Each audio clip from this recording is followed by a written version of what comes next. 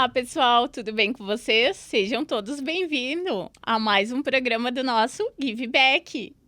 Hoje, então, nós estamos aqui para comemorar o mês das mulheres. O mês de março, né, pessoal? E para isso eu trouxe uma convidada especial para esse programa. Gente, acredita que ela fez 7 horas de viagem para estar aqui comigo hoje? É um prazer te receber aqui, Renata. Seja muito bem-vinda. Prazer é todo meu. Tá bem cotada comigo, né? Vale a pena, assim, ó. Porque são contatos ricos, né? Que a gente faz questão de estar com essa pessoa, de estar perto da tua energia. Então, eu faço questão de vir até aqui, vir a Caxias do Sul para poder manter esse networking de qualidade, né? Excelente, Renata. É muito bom te ter aqui. É uma honra te ter aqui nesse programa, né? Que a gente traz pessoas que inspiram nossa comunidade, que trazem muito conhecimento, né? Muito conteúdo. Renata, então, para a audiência do Give Back que não te conhece, conta aí quem é a Renata? Da onde vem a Renata? Bom, a Renata é uma metamorfose ambulante que ficou orbitando na educação empreendedora. Então, eu entrei na Unipampa em 2007, na Universidade Federal do Pampa. E ali comecei com educação empreendedora junto ao Sebrae para desenvolver a região da Campanha, que é a região ali de Caçapava, São Gabriel, Bagé, aquela região que começa a ir para a fronteira, Santana do Livramento, por ali. E ali a gente começou a atuar em 19 municípios, a gente conseguiu transformar em lei municipal a educação empreendedora para ensino fundamental. Então, a gente conseguiu fazer alguns movimentos interessantes para desenvolver a região através do empreendedorismo. E eu me apaixonei pelo assunto, empreendedorismo. Em 2015, eu abri o meu CNPJ, paralelamente a ser servidora pública. E aí, não preciso dizer que quem prova do empreendedorismo se apaixona. Por quê? Porque ali tu aprende que dá para crescer sem limites.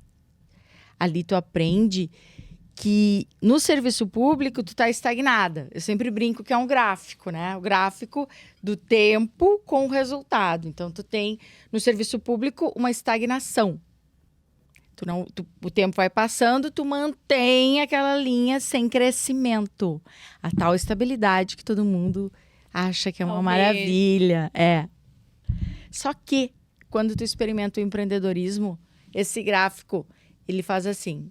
Cresce, cresce, cresce, cresce. E tu diz, opa, para aí que esse aqui é bem mais interessante, porque esse aqui me desafia, esse aqui me faz crescer, esse aqui me faz ir atrás de informação de qualidade.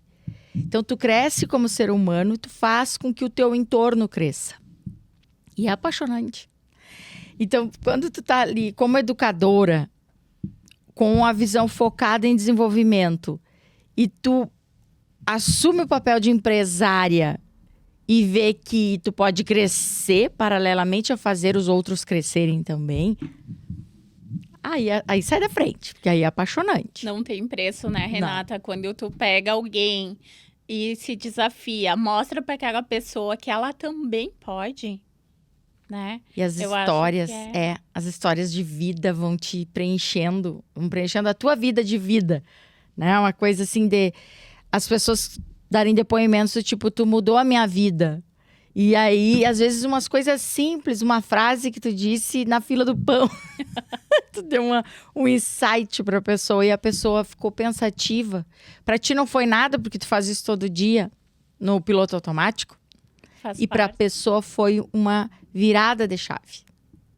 Isso é muito estimulante pra minha existência, como alguém que poderia dizer assim pra ti, se eu morresse hoje, eu já morreria feliz, porque eu tenho um histórico de pessoas que viraram a chave comigo, muitas pessoas que viraram a chave comigo através do empreendedorismo, sabe? E é apaixonante isso.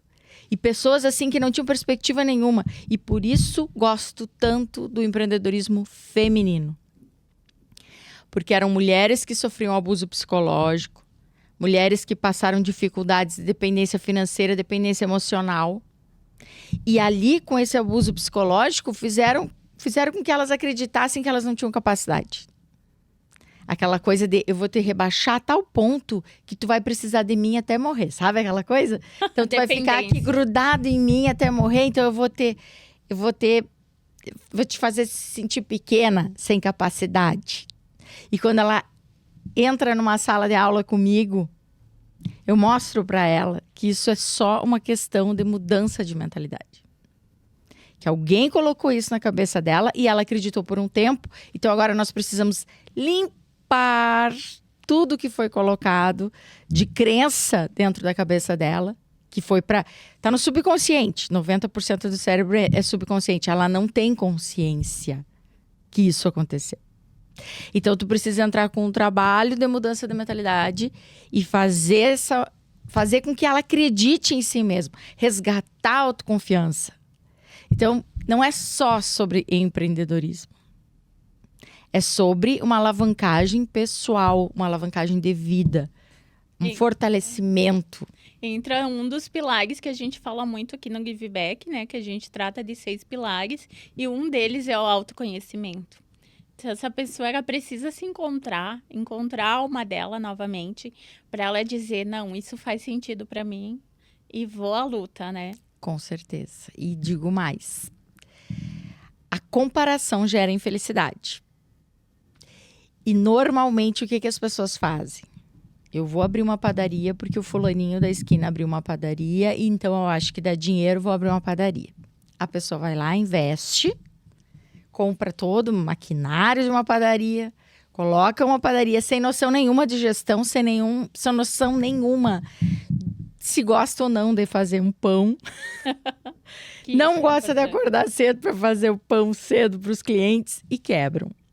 Por quê? Porque olharam para os outros e não olharam para si.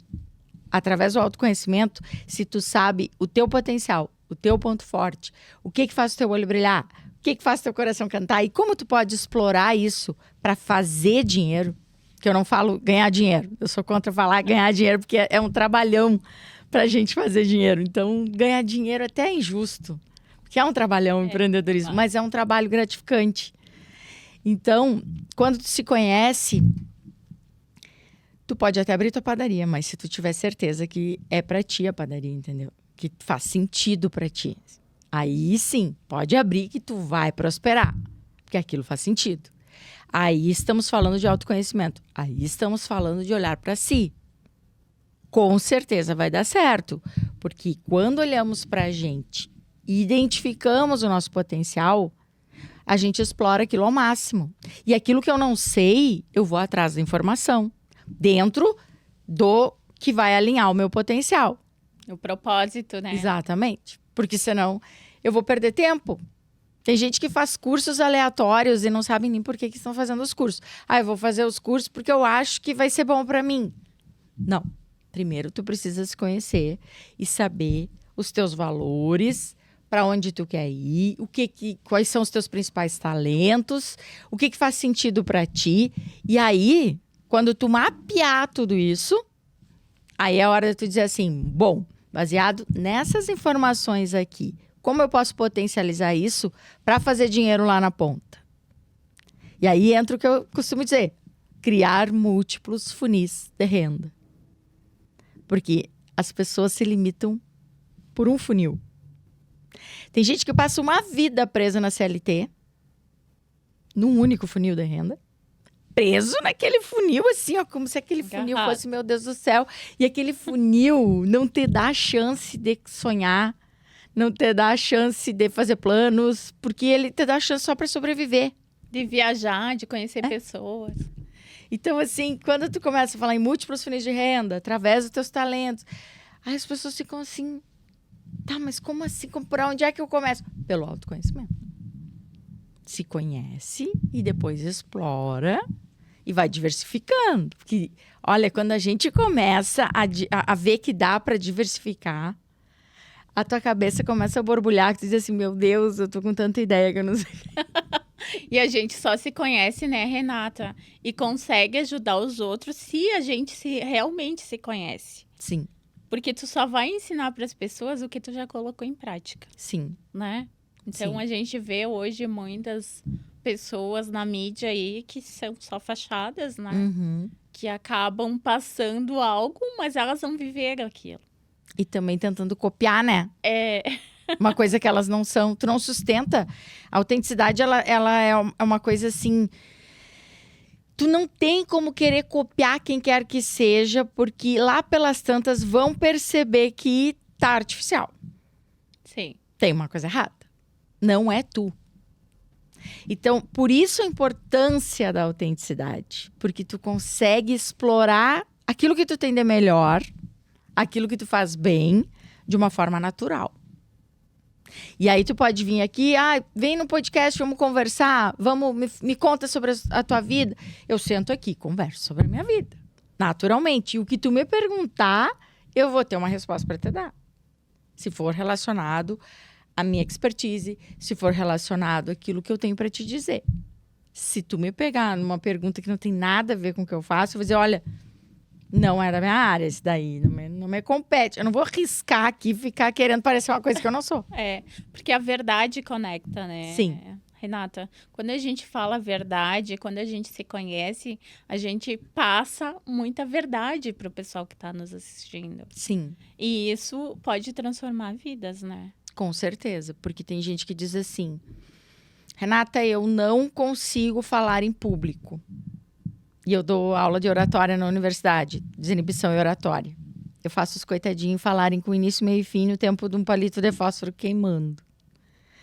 E daí eles começam, tem uns que choram, eu não vou conseguir. E eu disse, calma, a gente tem a caixa inteira para testar. A gente só vai praticar o início, meio e fim para ter lógica na conversa aqui. Queimando o palito de fósforo, não vai te acontecer nada. Aí as pessoas, eu não nasci para isso. Eu disse, calma. O que as pessoas precisam entender é que se tu domina o assunto agronegócio, tu é apaixonada por aquele assunto, tu estuda aquele assunto, tu domina aquele assunto, tu vai saber falar sobre aquele assunto.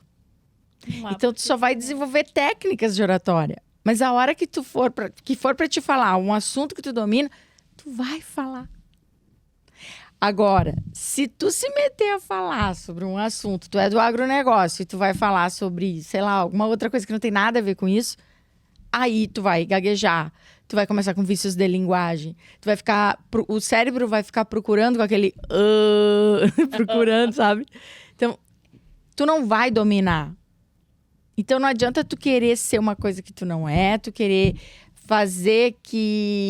se fazer que entende um assunto que não é, porque aí tudo isso depois não vai te deixar prosperar dentro do teu empreendimento, entende? Porque não entra lá dentro do autoconhecimento que a gente estava falando antes.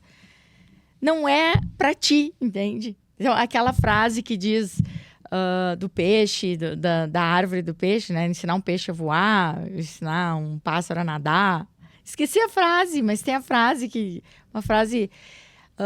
fala sobre ensinar. Se você passar muito tempo tentando ensinar não é assim a frase. É sobre ensinar um peixe a voar ou alguma coisa assim. Tô tentando lembrar. Tem também. a frase, tá? O que vai acontecer? Se tu tentar convencer... Vamos criar uma frase nossa aqui. Baseado nessa frase. Se tu tentar convencer o peixe a voar, ele vai passar toda a existência dele achando que ele é um inútil, que ele é um incapaz, que ele não tem como, que não sei o quê. Por quê? Porque ele nasceu para nadar. Então, ele é brilhantemente nadando. Para que tu vai perder tempo tentando voar? É sobre isso, a frase. E é exatamente isso na nossa vida. Às vezes a gente perde muito tempo porque caiu num emprego lá no começo da nossa vida. A gente começa lá, eu comecei...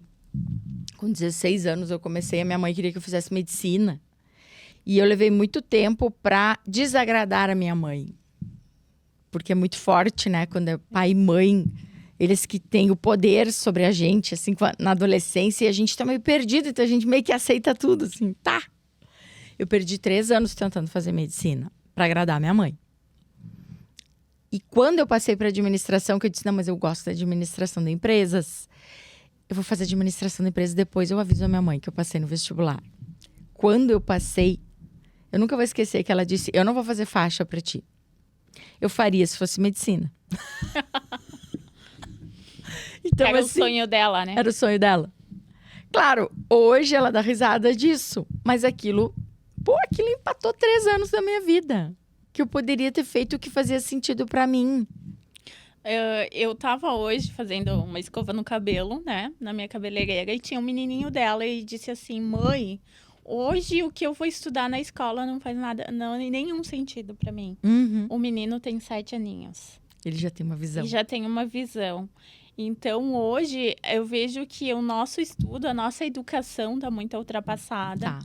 A gente sabe, da nossa época, muitas coisas que a gente estudou e que não te deram nenhum retorno, que não te satisfizeram, É. ó, né? O que tu precisaria ter nesse momento. Não é isso que vai mudar. É. Então, acredito que é sobre isso, né, Renata? A gente Tem que ter uma precisa, reformulação na educação. na bem educação e também no jeito, no olhar dos nossos pais. Também, Ali, né? É uma Porque mudança vem- comportamental gigante com a internet, né? A gente tem aí uma movimentação pode ver que a geração Z tá difícil até para liderar. Tem um curso que me pedem muito que é liderança para a geração Z, porque a geração Z ela não quer esperar para chegar no sênior da maneira como nós esperávamos. Então a gente chegava e a gente sabia que tinha todo um caminho para chegar lá no sênior. E aí hoje elas chegaram aqui com a mochilinha nas costas e já falam, entram como júnior e já falam, em que momento eu passo para sênior? Olha, eu levei tantos anos. Não, então tchau para vocês que eu tô indo embora. Eles querem ser felizes, eles querem serem reconhecidos, eles querem serem valorizados. Então, esse comportamento para o sênior que passou um perrengue para chegar a ser sênior, ele fica assim, como assim? Ele não entende a velocidade. Só que a gente precisa aí olhar um pouquinho para a neurociência daí. Como que tu acha que a mente de uma pessoa que nasceu com o celular na mão, tudo muito rápido, eu pego o celular, eu tenho informação imediata, e o meu cérebro, desde que eu nasci, ele entendeu que é assim que funciona. E na nossa época lá, a gente tá no meio de um caminho. Também a gente não é assim, né, tão sênior. Mas na nossa época, e na época para trás, era muito aquelas coisinhas de madeira, não tinha internet, não tinha, né, vamos brincar aqui, vamos brincar de jogar bolita, alguma coisa assim. Então o cérebro entendia que tinha um processo de sair daqui, fazer tal coisa, tal conexão, com um brinquedinho de madeira, por exemplo. E como é que faz essa conexão quando tu tem um celular na mão e tu não tá prestando atenção em como que a informação chegou ali? Tu simplesmente clicou, a informação tá ali. O teu cérebro entendeu. Clicou, a informação tá ali. É essa a velocidade. Então, temos um conflito de geração. E aí fica muito difícil os processos de liderança dentro das empresas para lidar com essa nova geração, que está super tecnológica, são super criativos. Aí entra a necessidade de abordarmos a felicidade no trabalho dentro das empresas, porque senão tu vai treinar, tu vai capacitar e tu vai perder tua força de trabalho, porque eles querem ser felizes. Hoje Entende? eles querem, além de receber bem, eles querem ser valorizados, Sim. que nem tu disse. Eles Sim. não querem mais ser tratados mal. Eles não querem ficar 8 horas dentro de uma Sim. empresa, Sim. hoje em dia, Infelizes dentro de um trabalho que tu adoece. E a gente vê, eu fico apavorada quando me chamam. Eu faço educação corporativa também. Então, quando eu entro, eu fico para fazer o briefing ali, para saber como é que é a realidade das lideranças, para saber o que eu vou abordar lá com a equipe. E eu fico vendo assim, eu olho para eles e digo, gente, eu acho que a gente vai ter que fazer o treinamento para as lideranças e não para as equipes, porque vocês estão muito atrasados. Vocês estão simplesmente considerando coisas que não cabem mais para essa época. Vocês estão exigindo metas altíssimas e desumanas que eles não têm como cumprir. Isso é adoecedor.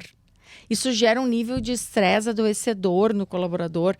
Ou ele vai sair afastado por algum burnout, alguma coisa assim, e o próprio líder, dependendo se ele está no meio de um caminho, tem ele é um líder abaixo de um outro líder, então ele também está sendo cobrado na ponta. e ele é muito cobrado, dependendo se é uma rede grande, alguma coisa assim, que eles têm toda uma metodologia para fazer, para bater metas, né? É adoecedor. Eu fico apavorada, eu digo assim, meu Deus, eu não ia aguentar uma semana nessa empresa. Eu não ia aguentar, eu ia chorar, eu ia chegar em casa e ia chorar. Então, assim, é muito, muito necessário que se fale dentro do empreendedorismo sobre felicidade no trabalho, sobre a felicidade da equipe que trabalha contigo, porque ela vai te entregar muito mais se ela estiver feliz, se ela estiver saudável, se tu valorizar o horário dela de descanso. Tem gente que fica mandando WhatsApp com demanda de trabalho às 11 horas da noite, porque amanhã tem que fazer tal coisa, ou então no domingo. Claro que vai ter campanhas que às vezes tu tem que sair do teu horário, é normal, ok. Mas eventualmente, e tu vê que em algumas empresas é corriqueiramente, a liderança quer que 24 horas. ela quer um serviço de escravidão ali à disposição. Então não dá, não cabe mais. E aí começa a rotatividade, as pessoas saírem, as pessoas adoecerem. É muito difícil dentro do empreendedorismo a gente quer que a equipe esteja alinhada com a gente para alcançar os resultados que a gente espera. Só que a pessoa não está dentro da nossa cabeça e ela também não tem um amor pelo negócio que a gente tem. Ela tá ali para fazer um trabalho. Então, para te fazer com que aquela equipe tenha o brilho no olho que tu tem para chegar no resultado que tu espera, para te envolver essa pessoa, ela tem que ganhar junto contigo. Porque senão, para ela, tanto faz. Eu digo que o líder hoje, ele tem que ser horizontal, não serve Sim. mais aquele conservador que só É. manda e as pessoas obedecem. Ele É. tem que entender o sonho da pessoa que está trabalhando com ele. Claro. Porque ele quer que a pessoa que está trabalhando com ele ajude ele a alcançar as metas e objetivos dele. Uhum. Mas ele vai ter que fazer a mesma coisa. Ele vai ter que ter esse olhar mais holístico, Uhum. olhar para o todo e pedir para aquela pessoa, para tu me ajudar, o que tu quer? Qual é o teu sonho? Qual é as Sim. tuas metas? Sim. Ter mais Né? empatia, né? Exato. E porque ele vai progredir, e se tu pegar o histórico, tu começa a estudar as lideranças, as grandes lideranças, aí nós estamos falando das grandes empresas, e a gente tem que olhar para os grandes, a gente não pode olhar para os pequenininhos, a gente tem que ver por que eles fizeram tanto sucesso. Aí entra Napoleão Hill aí, né? Aquela coisa dele pesquisar o sucesso dos milionários, ficar 25 anos pesquisando para escrever um livro. Para ver o que tem de padrão de comportamento naquele grupo de pessoas. Então, se eu sou uma líder e eu quero ser uma boa líder com resultados, porque eu preciso liderar a equipe para ter os resultados que a empresa busca. Se eu quero ser uma boa líder, eu preciso olhar para os grandes. Como que os grandes fazem? Qual o comportamento? Aquela coisa do Globo Repórter. O que eles comem? Como eles vivem? E eu preciso adotar as estratégias parecidas, pelo menos, dentro da minha realidade, claro. Mas o que eles fazem que funciona tão bem? Quando tu começa a pesquisar sobre isso, tu vê que tem muita liderança humanizada. Tu vê que o líder, ele inspira. Ele inspira as pessoas a fazerem as coisas. Elas fazem porque elas querem que aquele líder tenha os melhores resultados. Elas admiram aquela pessoa. E quando o líder... Vamos falar... Posso falar palavrão, assim, leve ou não? Pode. Quando o líder é meio filho da puta, sim, a gente não quer que ele tenha sucesso. Entende? A gente quer mais é que ele se estrepe, a gente só quer o salário no final do mês e dane-se. Não tô nem aí pro teu resultado. Aí ele chega, porque eu tô sendo cobrado, porque não sei o quê, porque não sei o quê. E a pessoa tá aqui na ponta te olhando e dizendo, e eu com isso? Não tenho nada a ver. Tu não consegue envolver. Isso. Entende? Exatamente. Tu não consegue captar a pessoa. Porque se tu não tem empatia pela pessoa, a pessoa também não vai ter contigo.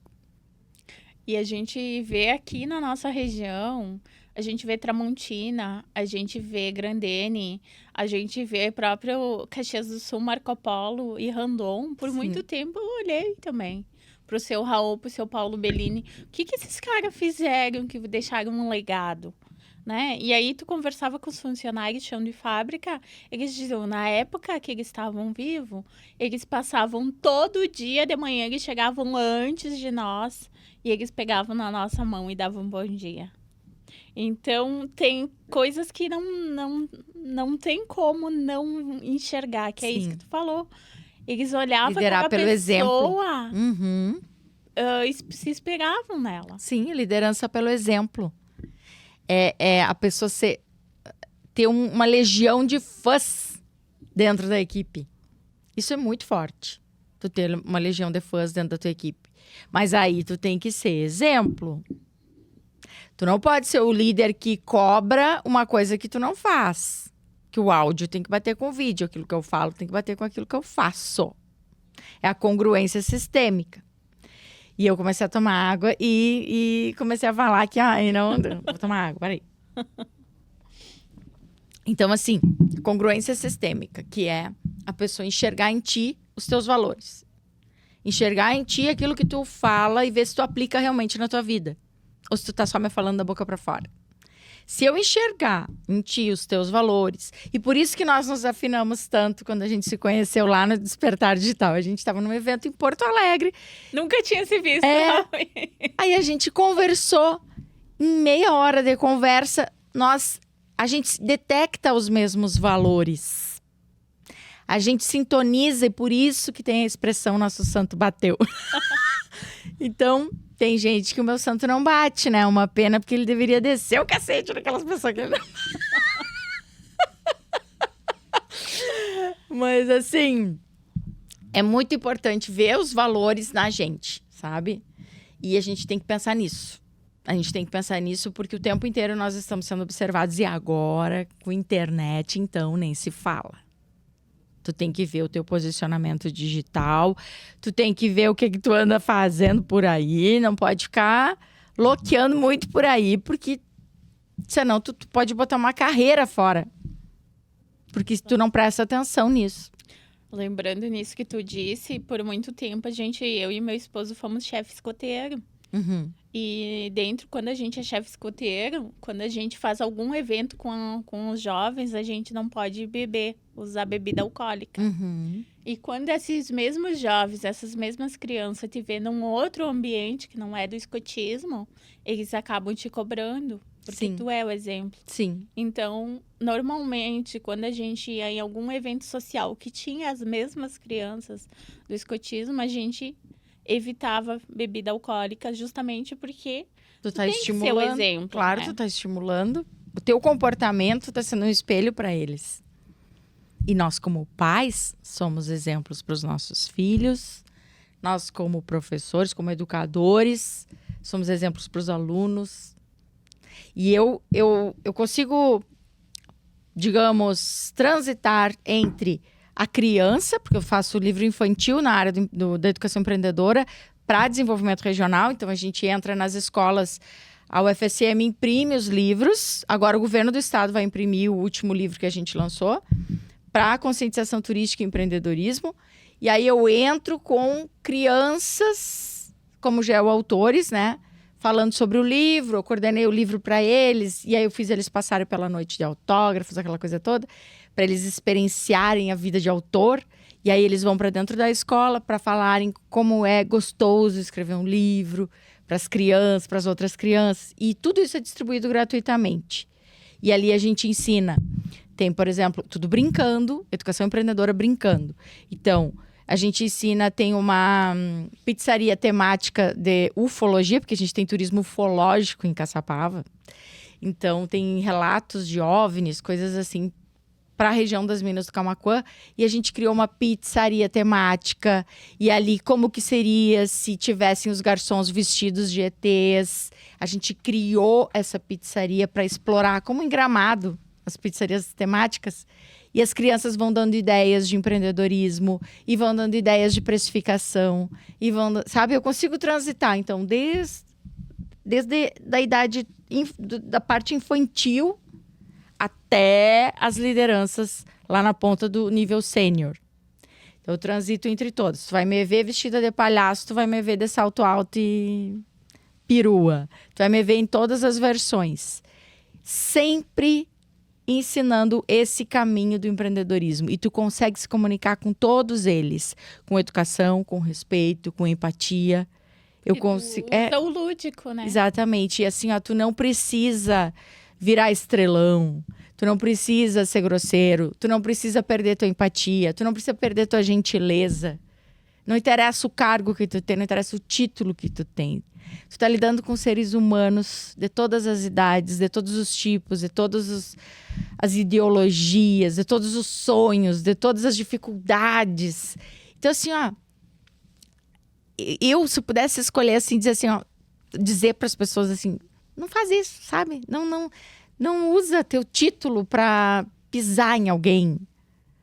Usa a tua sabedoria para transmitir, para compartilhar. Porque a gente só tem sucesso se faz os outros terem sucesso. Se tu não transmite aquilo que tu sabe, se tu não compartilha, tu não cresce. Não adianta. Nem como líder, nem como empreendedor. Estamos tendo uma aula aqui com a Renata, né, pessoal? Aí tem que me cuidar, porque senão eu começo... Mas, Renata, muito bom mesmo. Tudo isso que tu falou faz muito sentido. Tem tudo a ver com os meus valores também.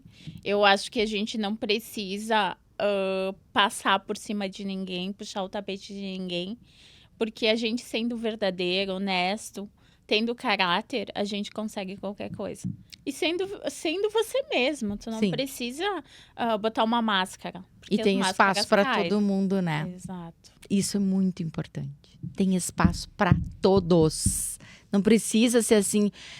furar o olho do outro, porque diz assim, não, eu vou furar o olho do meu concorrente. Não, ele pode ser teu parceiro, vocês podem crescer juntos, dá pra fazer, tem espaço, tem, ainda mais com a internet. Nossa, tá sobrando clientes se tu usar a internet. Tá. Tem espaço. Renata, e tu trouxe uma do teu livro. Gostaria que tu falasse, né? Tu tem um livro. É só um livro que tu tem ou tu tem mais? Eu tenho 10 publicações. Mas agora eu lancei, no começo do ano passado, Mulher 40+, que foi um livro que eu levei 3 anos para escrever de propósito. Eu quis escrever lentamente. E ele começou a ser escrito na minha transição dos 39 aos 42 anos. E o nome Mulher 40+, vem de percepções de uma quarentona. Porque eu sentia que eu estava mudando muito internamente. A minha percepção das coisas, dos meus valores. E ali eu descobri a antroposofia, que é o estudo da mudança de ciclos que nós temos a cada 7 anos. Quando eu comecei a me aprofundar na antroposofia, eu digo só um pouquinho que eu acho que eu tô me entendendo aqui. Eu, dentro do sagrado feminino, eu chamo isso de ritos de passagem. Sim, a mesma coisa. Então tu sente que tem um ciclo terminando e tu sente que tá acontecendo uma coisa diferente. Por exemplo, eu percebia que eu não dava mais tanta importância para coisinhas mínimas. E eu atrelava isso porque eu perdi meu sobrinho num acidente de carro. E ali foi uma dor muito forte para mim. E ali me trouxe uma urgência de vida. Porque eu vi que a vida termina numa curva. Então, se do nada a tua vida termina. Foi uma morte que me trouxe urgência de vida. E aí veio, bem no 2019 para 2022, minha transição dos 39 para os 42, tivemos a pandemia. A pandemia foi um... Bom, quem não mudou na pandemia, meu Deus do céu, então não muda nunca mais, porque aquilo foi uma coisa surreal. A gente nunca imaginou que aquilo ia acontecer naquela intensidade que foi. E ali eu perdi a minha tia de 56 anos, que era assim, ó, a irmã da minha mãe, então, aquela pessoa que me criou, sabe, que estava sempre na minha casa. É uma relação muito forte. Então, foi a segunda morte muito próxima que eu tive, que me impactou muito. E foi bem quando eu estava escrevendo esse livro. E bem na fase da mudança dos 40 anos, que é meio que dá uma crise. A crise dos 40. Porque tu se sente na metade de um caminho que tu não sabe o tamanho que ele tem. Será que é metade? Será que ele termina amanhã? Será que eu vou até os 80? Será que eu vou até os 100? Aí tu começa a se questionar o que tu fez, se aquilo fez sentido. Se tu morresse hoje, tu morreria feliz? Se tu pudesse terminar hoje assim, ó, tá, tu tem mais 1 ano de vida, tá? O que tu construiu até aqui tá bom pra ti? Aí tu começa a se questionar. Opa, não, peraí, Eu quero realizar umas coisas maiores, sabe? Eu não quero só isso. Esse diálogo interno começou a ocorrer muito forte ali, perto dos 40. E eu disse, eu vou escrever um livro sobre isso, mas eu só vou escrever no momento da emoção. Na hora que eu estiver realmente me questionando sobre algo.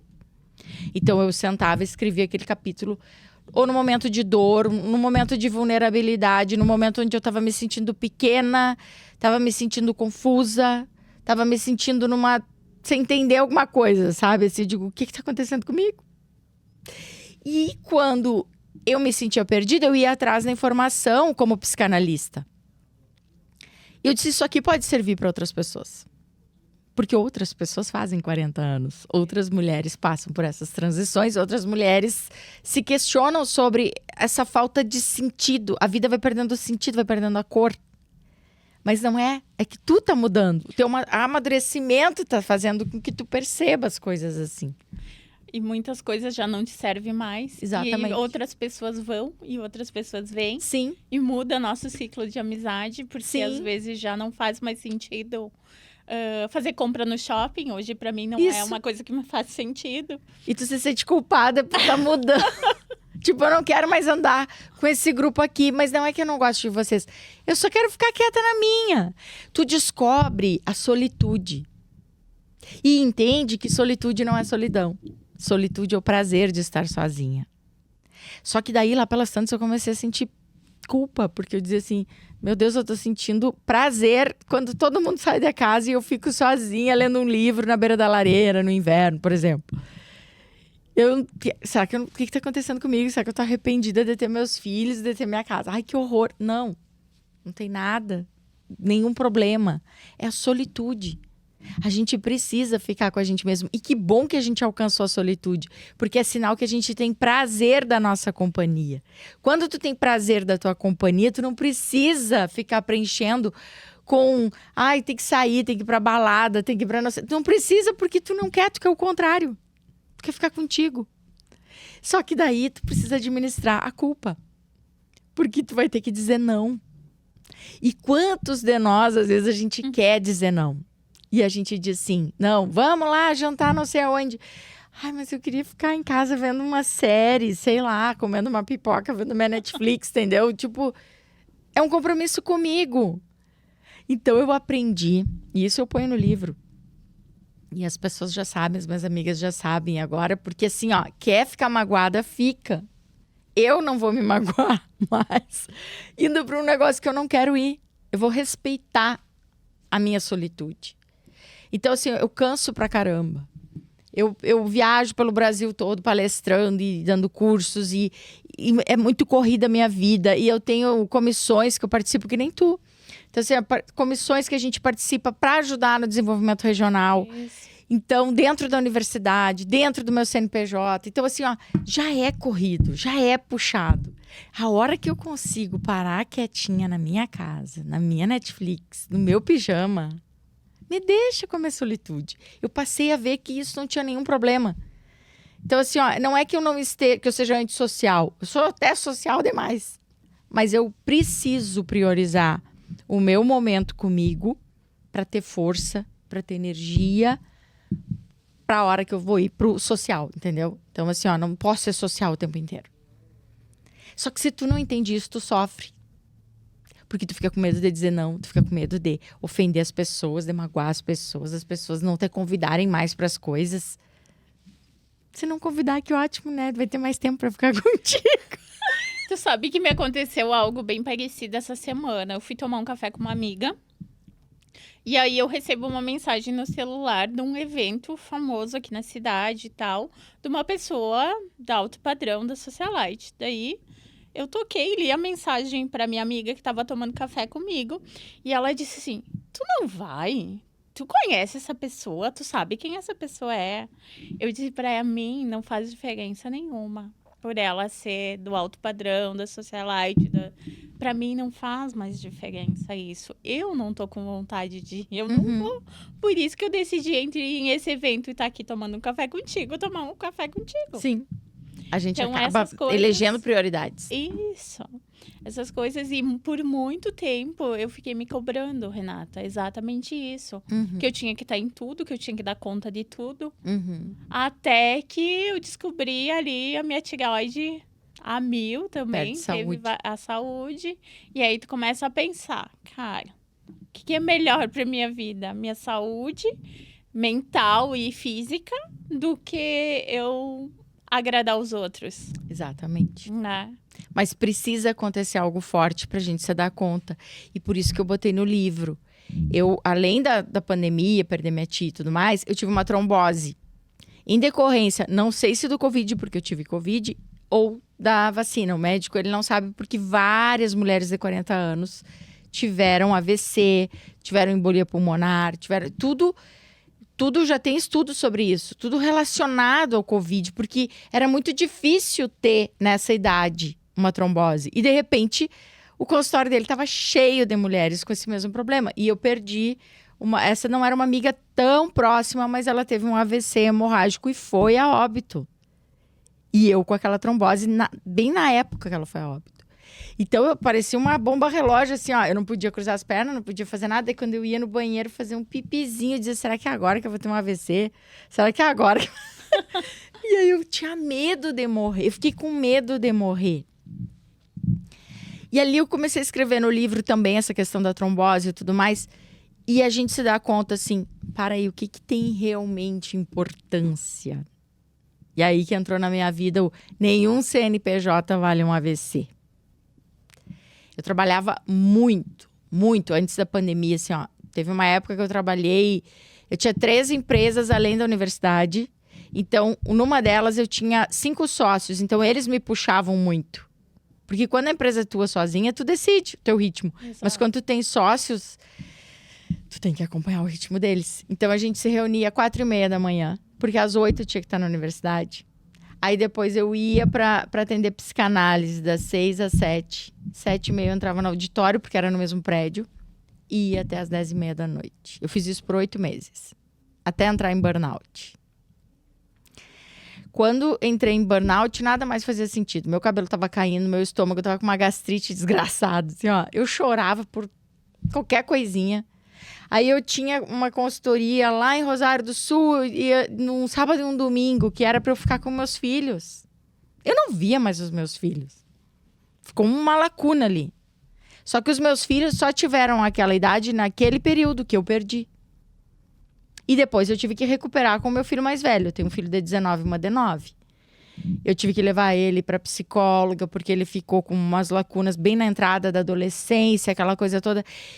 Então, assim, eu percebo, não vale a pena. Não vale a pena, porque tu não tem como voltar e consertar. Tudo isso eu botei no livro. Então, o Mulher 40+, ele tá muito carregado de reflexão. Uma reflexão que gera uma mudança para a pessoa que está lendo. E falando na vulnerabilidade, que a gente tem que se entender como vulnerável, uma mulher que está aprendendo a viver, uma mulher que tem que parar de se culpar, como aquela mãe culpada que a gente tem um carimbo na testa de mãe culpada. Eu acho que todas as mães, não é possível. Porque assim, ó, se a gente quer empreender, tu precisa colocar energia naquilo ali. Então, tu não vai estar 100% mãe. Só que aí, às vezes, tu tem uma live, tem um negócio, e o filho tá não sei o quê, e tu agendou, e o filho tá com febre. Mãe culpada. Aí, quando tu abre mão, as mães que abrem mão da sua carreira para ficar com seus filhos, aí elas não conseguem se colocar no mercado depois. Mãe culpada. Então, a gente é culpado o tempo inteiro. Só que a gente precisa se perdoar. Porque a vida não vem com manual de instruções. Tem que ser aquele empreendedorismo leve, solto. Né? Entendendo que tu não vai ser perfeita. Tu não vai ganhar não sei quantos mil, não vai fazer 6 em 7. Que nem, né, a gente aprende. Vai fazer 6 dígitos em 7 dias. Tá tudo bem se tu não fizer. Calma, vai no teu ritmo. Vê o que é importante pra ti. Bota ali saúde em primeiro lugar, família em segundo lugar e o trabalho em terceiro. E vai com calma. Vai conciliando, sabe? Dá pra fazer, mas tira essa culpa. Tá, eu errei muito, então tá, errou porque tu não sabia. Se tu soubesse, tu não erraria. Então, se perdoa e segue daqui pra frente de uma maneira mais inteligente. Mas a gente precisa fazer esse trabalho de se desculpar, de se perdoar. Limpar isso da gente, sabe? Ai, tá, não interessa, eu fiz errado, eu não tinha consciência, agora eu tenho. Então, daqui pra trás, tá pra trás. Pronto, deixa pra trás. E ali, no livro, eu boto muito isso. A nossa vulnerabilidade, a gente se perdoar, a gente entender que tá aprendendo com a vida, no decorrer da vida. 40 anos, a gente tá começando a vida. Porque, assim, eu não sei como é que tu se sente, mas eu me sinto como se tudo que eu vivi até aqui foi me lapidando de um jeito que hoje eu tô com um olhar apurado de não me importar com as coisas, assim, ó. Sabe, já teve gente me chamando de velha na internet, dizendo assim, que ela tem 40, agora eu tô com 44, mas quando eu tava lançando o livro, ela tem 40, eu achei que ela tinha uns 55, olha a cara dela, ela é acabada. Tem muito hater na internet. E eu, como psicanalista, eu sei que aquilo fala da pessoa, a pessoa tem problema com ela mesma. E ao me ver dentro de uma comunicação que eu tô com desenvoltura para falar e que eu não tô preocupada se eu tô com essa ruga, com essa outra ruga, se eu tô assim, se eu tô assado, se o meu cabelo é cabelo de véia, se não sei o que. Se eu não tô preocupada com isso, isso incomoda ela. Porque ela não tá satisfeita com a autoestima dela, então ela me agride. Então, quando tu critica o outro, é aquilo que tu critica no outro é algo que tem que ser curado em ti. Eu, como psicanalista, eu sei disso, mas e quem não é? E quem não sabe? E quem se abala com o que os haters falam e deixa de empreender, e deixa de acreditar num sonho, porque alguém fez uma crítica. Então as pessoas, elas não têm noção de como é forte uma crítica, como é forte um veneno. Então elas vão lá e largam, destilam o seu veneno. E se tu não tem cabeça para se blindar disso, tu fica muito vulnerável e tu desiste. Então eu falo sobre a vulnerabilidade no livro e eu trago Brené Brown nesse livro. Tu não viu um documentário da Brené Brown, que é uma escritora americana que fala sobre vulnerabilidade? Ela pesquisa sobre a vulnerabilidade. E tem uma parte que é do Theodore Roosevelt, que fala assim,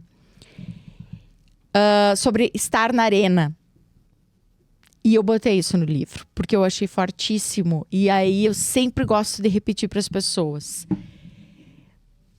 A crítica, quando vem de alguém que está na arquibancada e que nunca desceu para a arena para lutar, muito diferente. Ela é uma crítica vazia. Ela é uma crítica de uma pessoa fraca que não tem capacidade de fazer o que tu está fazendo, que não tem coragem de ir lá para a arena, sujar a cara de areia e lutar. E mesmo se for para se arrebentar e perder no final, tu foi para arena, tu tá na arena, entendeu? Tu tá na arena. Então tu entende de arena. Tu vai aceitar críticas de quem entende de arena tanto quanto tu. Então, se eu e tu estamos na arena lutando, sujando a cara, se ralando o joelho, se arrebentando dentro do empreendedorismo, então a gente se abraça aqui e começa a conversar sobre isso. E se tu entende de arena tanto quanto eu entendo de arena, tu não vai me criticar porque tu sabe que isso aqui é punk. Tu sabe que isso aqui é pros fortes. Tu sabe que eu tenho que te respeitar como adversário, porque não é qualquer um que entra no mundo do empreendedorismo. Não é qualquer um que segura as pontas pagando o salário dos colaboradores sem ter entrada de dinheiro. Não é qualquer um que paga a quantidade de impostos que a gente paga no Brasil e fica com um sorriso no rosto defendendo o empreendedorismo ainda e dizendo, vem empreender apesar de. Então, entendemos de arena. Arena com arena. Então, todo mundo se respeita dentro deste ambiente. Não tem mimimi. Não tem fulaninho. Não, porque tá todo mundo sabendo a sua dor dentro dessa arena. Agora, o bonitinho que tá na arquibancada comendo a sua pipoca, olhando a galera na arena e que nunca vai ter capacidade de botar o pé na arena, eu vou estar dando bola porque essa criatura tá falando. Não significa nada.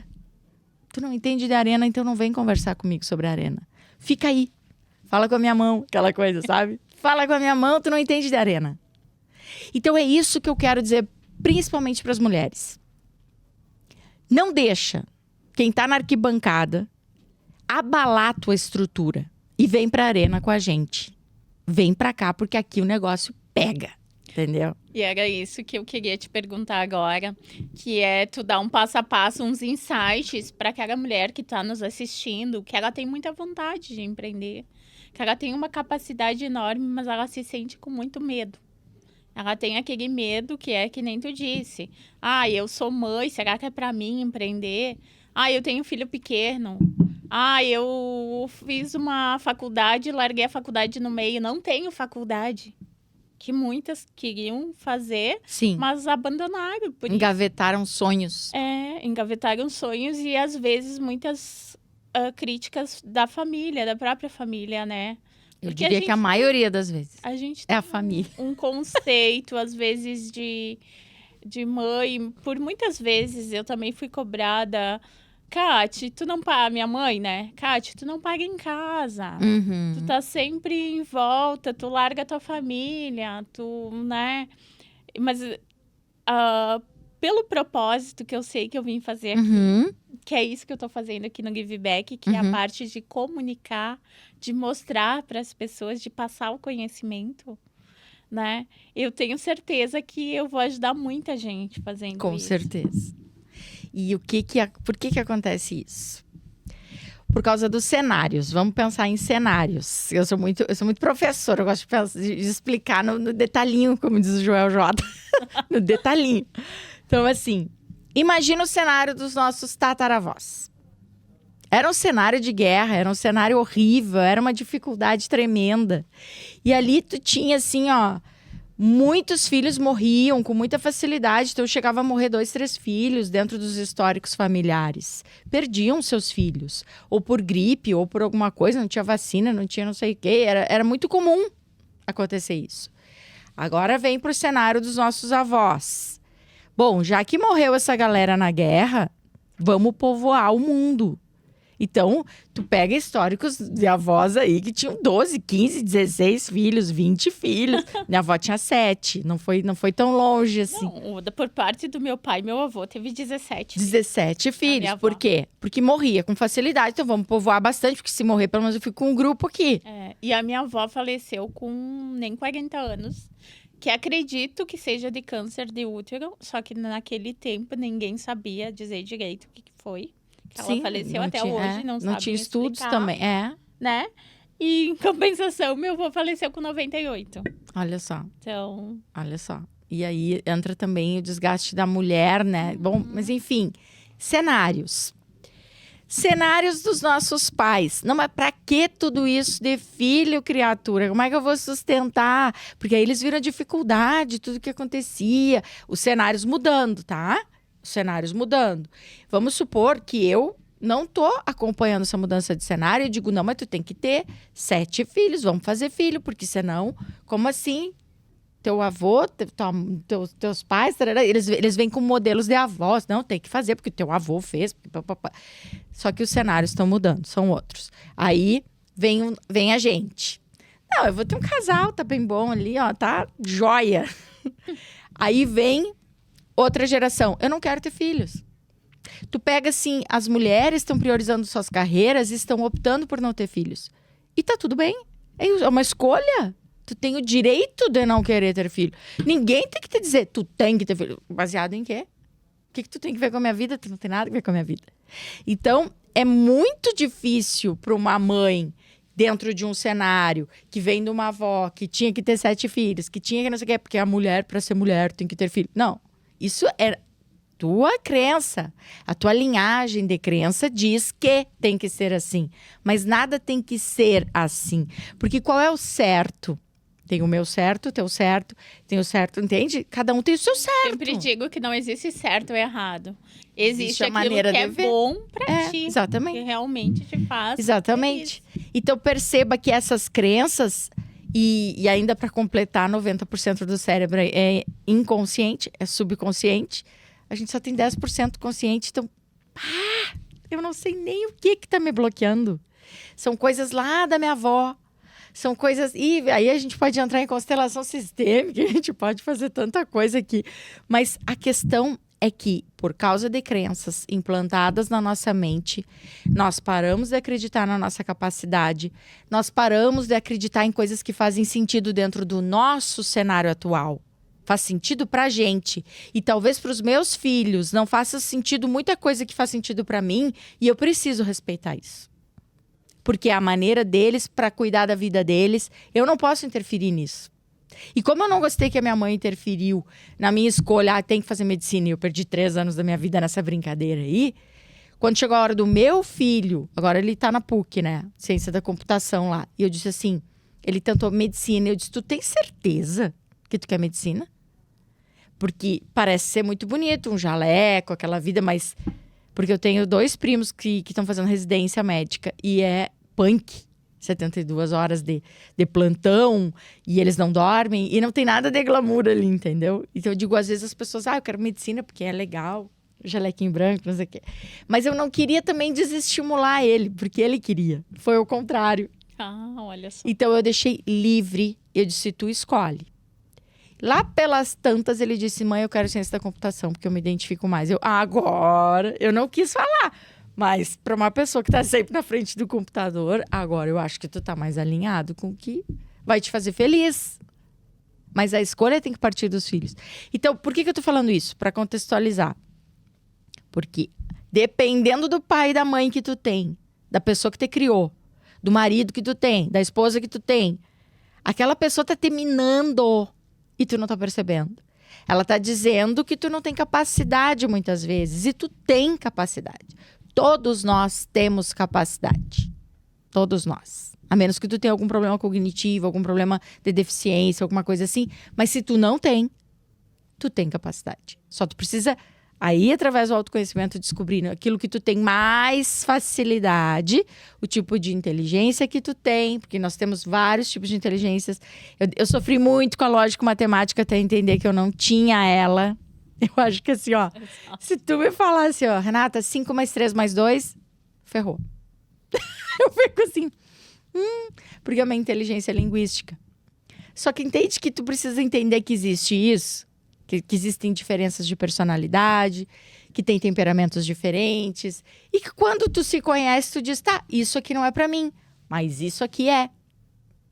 E eu também eu casei muito nova, com 21 anos. E aí, com 30, eu quis me divorciar. Só que dentro da minha crença, lá da minha família, eu não podia me divorciar. Porque eu tinha jurado na frente de um padre, que era até que a morte me separasse. Estávamos os 2 infelizes e eu ali dentro daquela crença presa. E aí eu parei e pensei, eu nunca vou esquecer o dia que eu pensei sobre isso. E eu não quero ofender a religião católica nem nada, porque eu não tenho nada contra as religiões. Eu não tenho religião porque eu acredito em Deus. E eu acho que o templo da gente tem que ser a nossa casa, e a gente tem que fazer o bem, e a gente tem que fazer pros outros aquilo que eu gostaria que fizesse pra gente. E essa é a minha religião. Eu brinco que a minha religião é o amor. O amor e o respeito pelas pessoas. Eu não preciso estar num tempo para provar que eu sou de tal religião, entende? Mas a religião vem da palavra religue. Religar o homem a Deus. Então, por isso que ela se faz necessária para lembrar que Deus é importante, que tu é bem pequenininho e que existe algo maior, que se quiser pode chegar para ti e dizer assim, ó, acabou o jogo para ti, minha querida. Baixa a tua bolinha. Tem algo maior que te rege, te protege, te fortalece e que tu não é um ser supremo.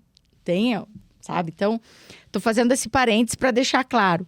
Mas o que aconteceu? A crença de que eu não poderia quebrar dentro do catolicismo, me divorciando, me fez sofrer por 2 anos.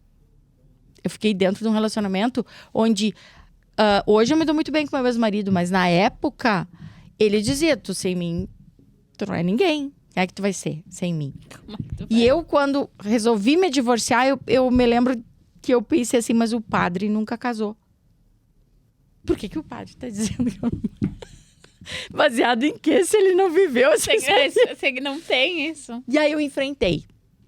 Enfrentei a cara feia da minha mãe, do meu pai. Eles me apoiaram no final, mas foi muito difícil chegar na escola do meu filho e ver todo mundo cochichando. Ela tá divorciada, sabe? Aquela coisa assim, parecia uma leprosa. Que ia passar uma coisa pra eles, assim. Foi muito difícil. Uma cidade pequena é muito difícil. Mas, o que aconteceu? Eu fui pra audiência de separação e eu fiz questão de não querer nada. Hoje eu me arrependo.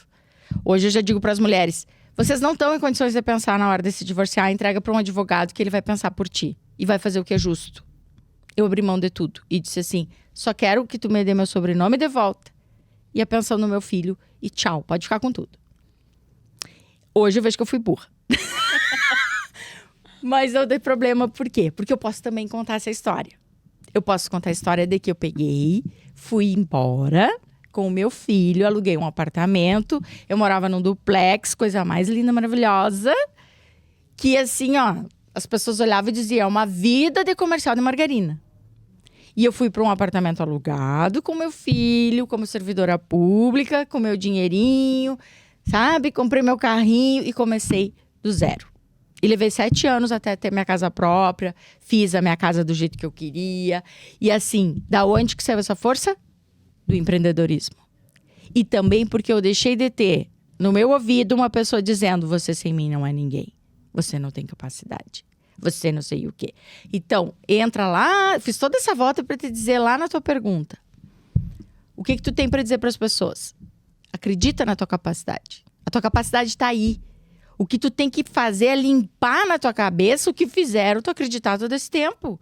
Que tu, sem aquela pessoa, tu não é ninguém. Que tu não tem força. Que tu não tem capacidade. Que tu não tem inteligência. Que tu não tem coragem. E quanto ao medo que tu falou, todas nós sentimos medo. O medo nos acompanha constantemente. Só que, paralelamente ao medo, eu tenho que ter coragem. A coragem é agir apesar do medo, entendendo que o medo tá ali, que ele é importante para mim, porque senão eu vou me estabacar toda lá na frente. A gente tem que ter um pouquinho de medo pra, né? Não posso me atirar. Se eu me atirar no raso, eu me quebro. Então, eu tenho que ter medo. Mas eu tenho que ter coragem. E isso vem entender que tu é vulnerável, entender que tu tá na arena e que tu só vai dar bola para quem tiver na arena, ignora quem tá na arquibancada, entender que muito do teu medo tem a ver com crenças que te limitaram, que te botaram para baixo e que tu não tem consciência, porque tá no subconsciente. Então, entender que tu precisa te conhecer e começar a fazer essa limpeza de ti mesmo, assim, ó, limpeza mental. E eu aconselho reprogramação mental. Porque o cérebro não separa o real do imaginário. Então, tu precisa fortalecer ele com positividade, com mensagens de que eu posso, eu sou próspera. Tu pode estar na M, tu vai dizer que tu é próspera. Eu sou próspera, meu Deus. Tu pode até brincar. Eu nunca vi tanto dinheiro na vida, brincando, sabe? Por quê? Porque o cérebro ele não sabe separar. Prova disso é quando tu vê um filme que tu chora e tu sabe que é um filme. E tu chora, dependendo você distrai um pouquinho, tu entra dentro daquela história e tu chora. Por quê? Porque o cérebro não separa o real do imaginário. Então usa a teu favor, reprograma a tua mente, fortalece a tua mente. Não escuta gente tóxica. Não deixa... Te blinda. Precisamos nos blindar, sim, literalmente. Não fica assistindo TV... Literalmente. Tragédias. Exatamente. Exatamente. Porque o cérebro, ele tá vendo... Fulano foi estuprado, fulano foi assaltado. E tu tá ali, em vez de estar aprendendo uma coisa que vai te fortalecer, tu tá vendo uma notícia horrível. Eu não vejo televisão, já vai fazer 10 anos. E as pessoas falam, mas tu não é alienada? Não, não sou, porque eu tô na internet. Então, assim, ó, inevitavelmente eu tô sabendo sobre BBB sem...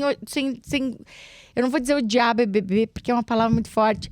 Mas eu acho uma perda de tempo. Então, assim, ó, não gostando de BBB, aparece pra mim, eu tô sabendo tudo que tá acontecendo. Então, eu não consigo ficar alienada.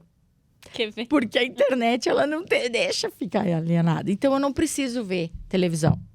Porque o que eu quero saber, eu pesquiso e sei sobre aquilo, entendeu? Então, eu acordo muito cedo, acordo 5 da manhã.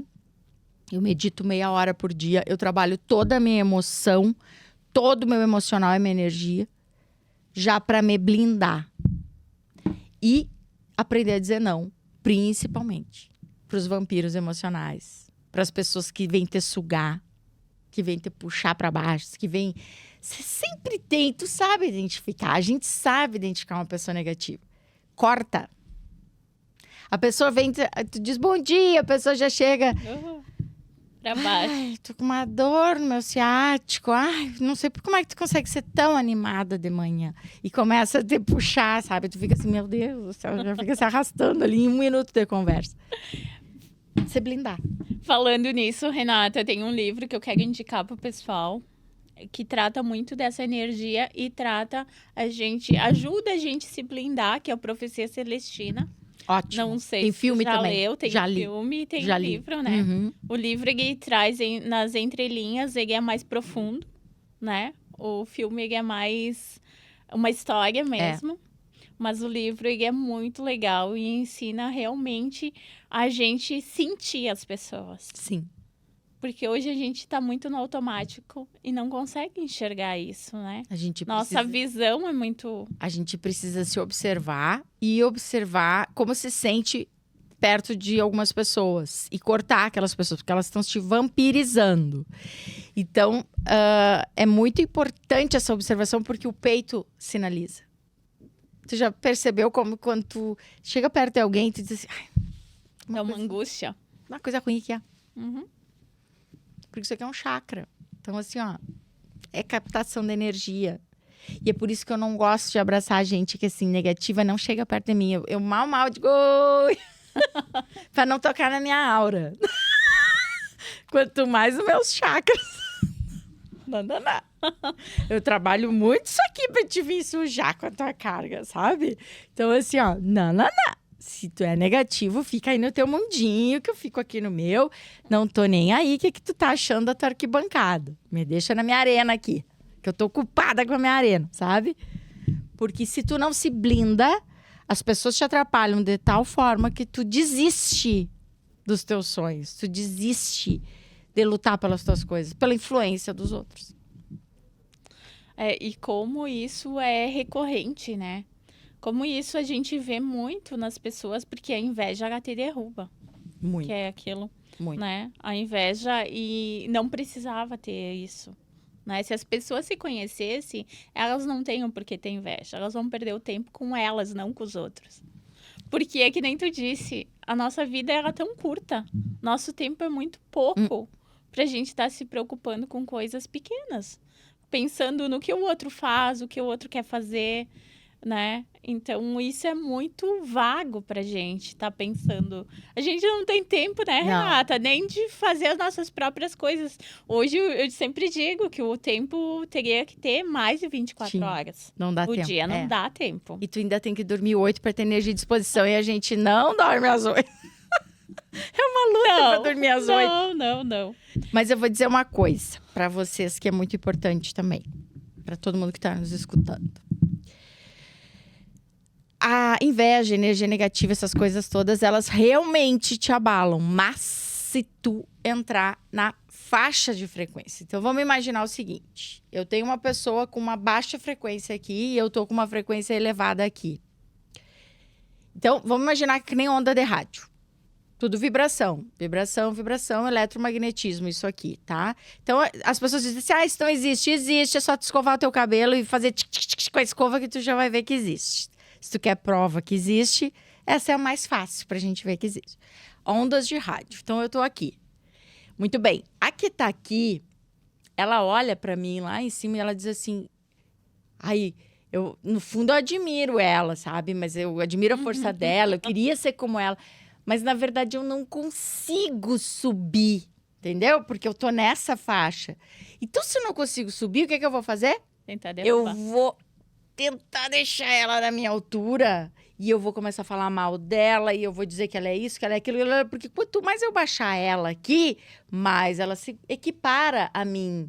Então ela vai ficar da minha altura. Aí eu tô grandão, entendeu? Porque daí ela tá embaixo de mim, de tanto que eu rebaixei ela. Essa é a estratégia de quem tá aqui. Só que se tu tem consciência disso, e aí vem a consciência, a autoobservação, autoconhecimento, e tu tá blindando tua energia todos os dias. Tu tá aqui. A bicha véia tá aqui, ó, enlouquecida, querendo te rebaixar, e tu tá lá, tu não tá vendo o que tá acontecendo aqui. Porque tu tá aqui, tu tá vibrando com o pessoal aqui. Entra dentro de novo da questão da arena. Eu tô aqui com a galera da arena. Se tu tá aqui na arquibancada falando de quem tá aqui na arena, fica aí. Tem um ditado que diz, deixa que grite. Pode gritar. Pode gritar. Entende? Tu sabe que eu tenho muito em mente também de passar o conhecimento. Eu sou uma pessoa que eu não tenho medo de passar o conhecimento, de ajudar pessoas. Porque eu sempre penso dessa forma aí. Sim. Eu estudo muito. Então, quando as pessoas chegam aqui, eu já tô aqui de volta. Sim. Sim. Eu já E tu não vai se abalar, isso. tu não vai se abalar. Tu sabe que ela Por tá no isso. caminho dela e que Tem quanto uma mais ela filha. crescer, melhor pra todo mundo. Para todos. É. Porque a partir do momento que eu tive uma aula que eu tava dando sobre educação financeira e um aluno falou assim: mas pra um ganhar, o outro tem que perder. E eu disse: por quê? E ele: porque não tem dinheiro pra todo mundo. E eu: só um pouquinho, mas o dinheiro circula. Quanto mais prosperidade, mais eu consigo fazer o meu dinheiro circular.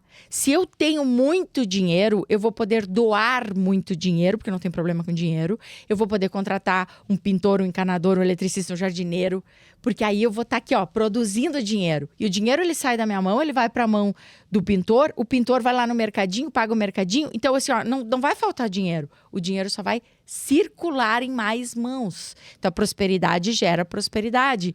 Então, não tem como acontecer de acabar o dinheiro. Isso é mentalidade da escassez. E muitas vezes eu falo para as pessoas que dinheiro é energia, que tudo é energia, Sim. né? Essa mesa, ela vem de alguma coisa viva. Sim. Tudo é vivo e tudo vira energia, né? Sim. E aí as pessoas, muitas vezes, têm essa dificuldade de entender que é isso que tu tá explicando. O dinheiro, ele só circula nas nossas mãos. Sim. Ele vem e vai. E quanto mais dinheiro, melhor. Melhor. Melhor. E aí tem a crença limitante de que dinheiro não traz felicidade.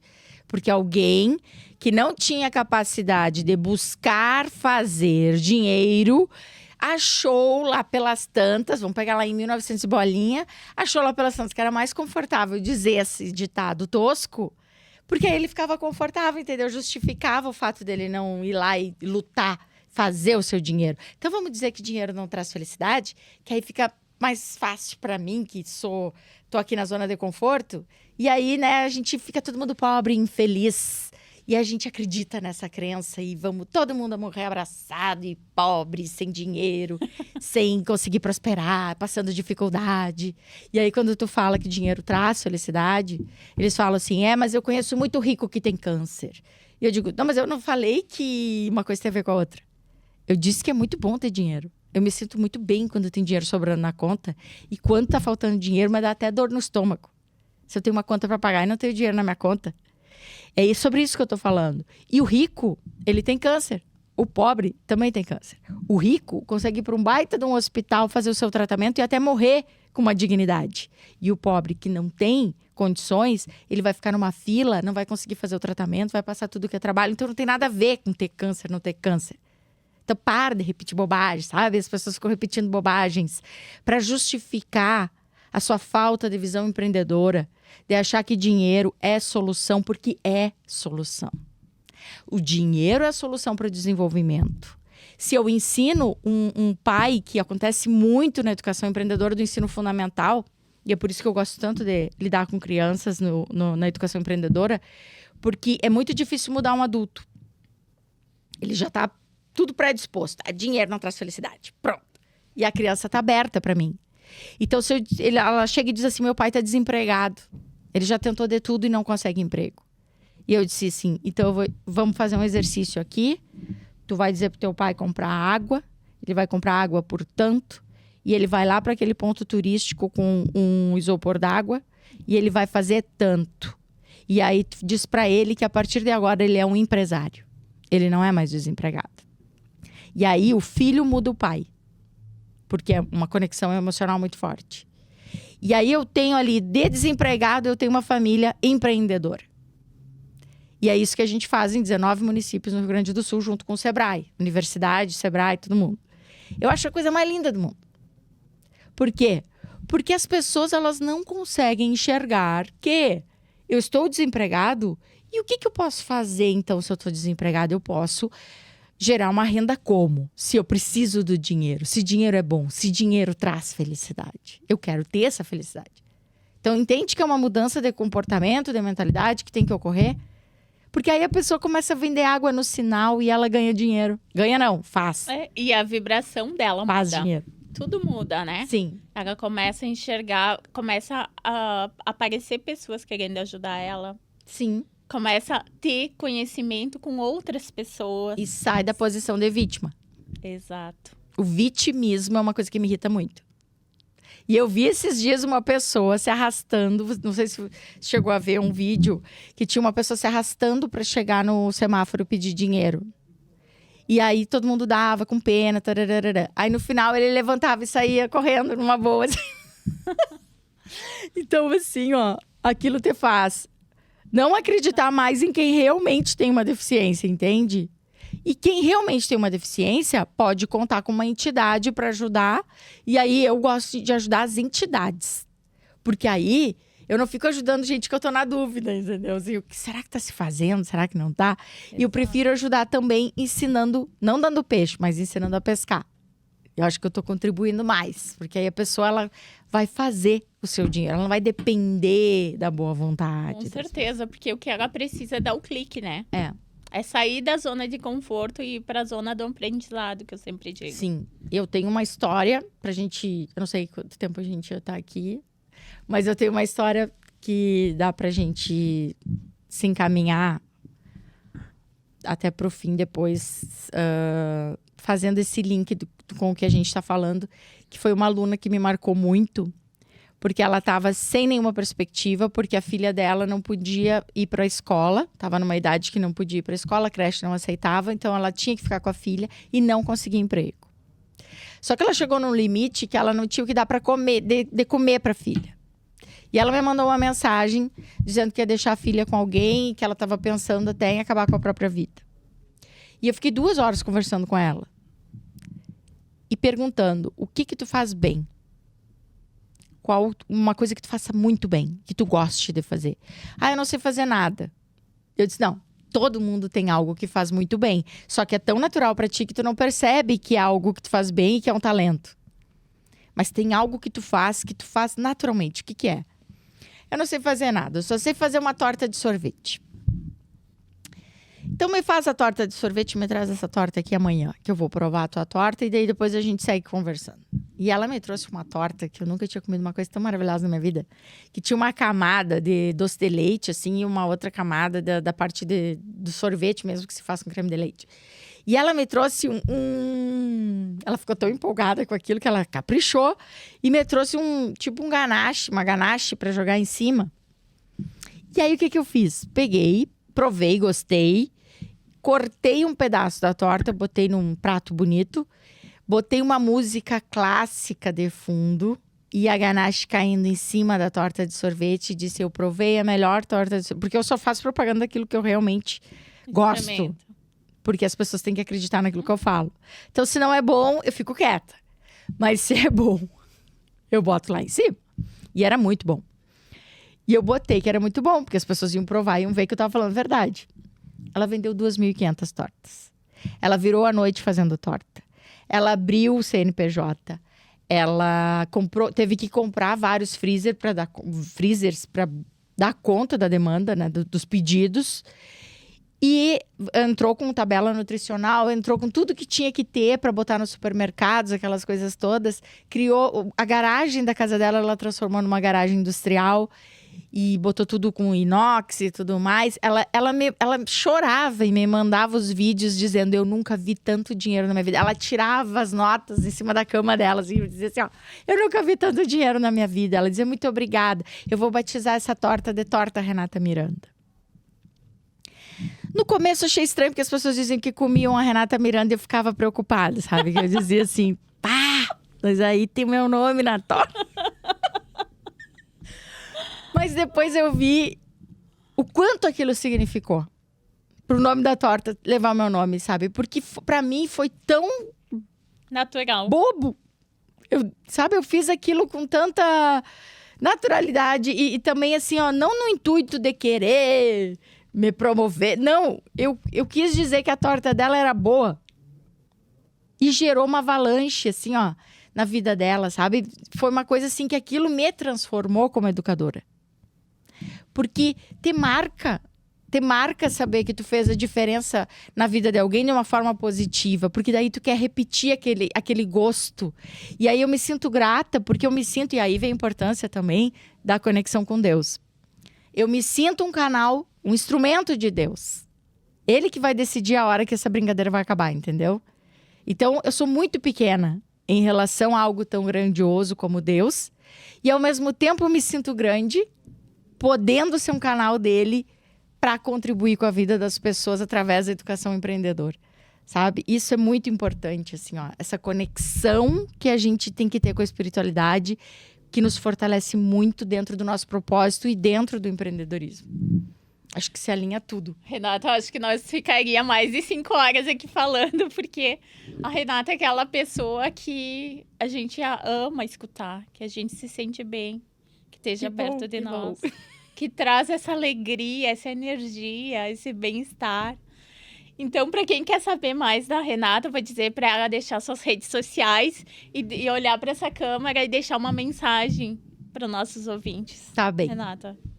Bom, eu tenho o site, que ali tem todo o meu catálogo de produtos, palestras, mentorias, livros, treinamentos corporativos. Então, é o institutorenatamiranda.com.br. E ali tem todas as opções. O que você quer aprender comigo? Já começa com essa pergunta no site. O que você deseja aprender hoje? E no meu Instagram é Renata V. Miranda. Porque ali no Instagram eu consigo ter mais uma conexão mais próxima do que as outras redes. Mas eu tô no Facebook, eu tô no LinkedIn. Então, assim, ó, tem redes para todo mundo. Tem até TikTok, se quiser. Mas pode me encontrar nesses lugares. E a mensagem que eu levo comigo e que eu gostaria de deixar para vocês, é que uma pessoa importante é aquela que fica nos outros. Então, a gente sempre tem que se questionar que se hoje fosse o nosso último dia, se teria valido a pena a nossa existência até aqui. Hoje, eu posso dizer que valeu a pena a minha existência até aqui se eu morresse agora. Valeu a pena a minha existência até aqui. Só que eu tenho consciência que eu posso contribuir muito mais. Então, eu não quero ir embora agora. Então, sempre se questionar sobre isso. Se tu é uma pessoa importante nesse sentido. Se tu vai ficar na vida das pessoas de uma forma positiva. Se elas vão lembrar de ti de uma forma positiva por aquilo que tu construiu na vida delas. O legado que tu deixou. Um legado positivo. É sobre isso. Amei. Gratidão, então, Renata, por tu ter aceito o meu convite, feito 7 horas de viagem e vir aqui ter esse bate-papo comigo. Nós, todos da audiência do Give Back, agradecemos. Tenho certeza que vai ser um grande episódio que as pessoas vão assistir. E quero convidar também as pessoas a seguir o Give Back nas nossas redes sociais, nosso Instagram, né? @podcastgiveback. Nosso YouTube, compartilhar, comentar, deixar seu feedback sobre os episódios, que para nós aqui é muito importante, tá? E tenham um ótimo dia. E eu agradeço muito por estar aqui com vocês. Agradeço a Caxias do Sul também, agradeço todo mundo. E volte quando quiser, Renata, as portas estão abertas. Tá bem, eu que agradeço.